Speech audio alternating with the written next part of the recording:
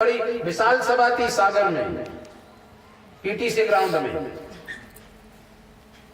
तो इसलिए कुछ हिंदू संस्कृति में दयालु भाव है, और ये हिंदू संस्कृति में भी मांसमदरा नहीं था। जब 500-600-700 साल मुसलमान आए, वो जो निचले तबके के लोग थे, जो बिल्कुल धर्म संस्कृति से वंचित, वो उनके सीख गए ये गलत खान पान।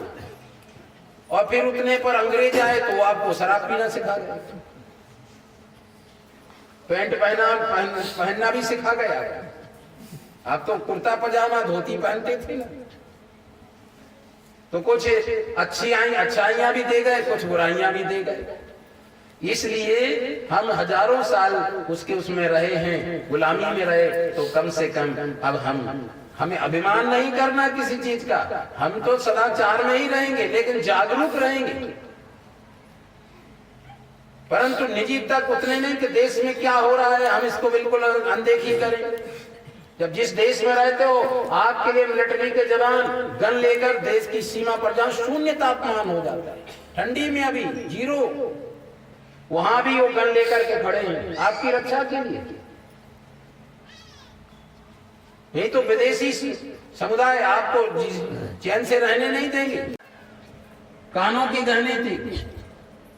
लक्ष्मण जी ने कहा, हे तात, यदि कानों के गहने तो मैं नहीं पहचान सकता, अगर उनके चरणों के पैरों के गहने हो तो मैं जरूर पहचान सकता हूं। दास का अधिकार केवल चरणों तक है।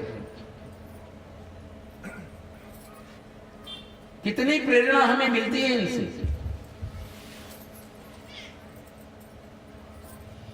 जब तक रामचंद्र जी वनवास चले गए, भरत जी खड़ाओं की पूजा करके राजपाट चलाते रहे, गद्दी के लोलुप नहीं बने। आज तो थोड़ा सा यदि हुआ तो उन्माद हुआ, हवा में उड़ने लगते, गुरु मर्यादाओं से बाहर होने लगते, अपने किए क्या भी धमकी देने लगते, हमारा बिना काम ही नहीं चलेगा। तो कभी भी शासन का काम हो, धर्म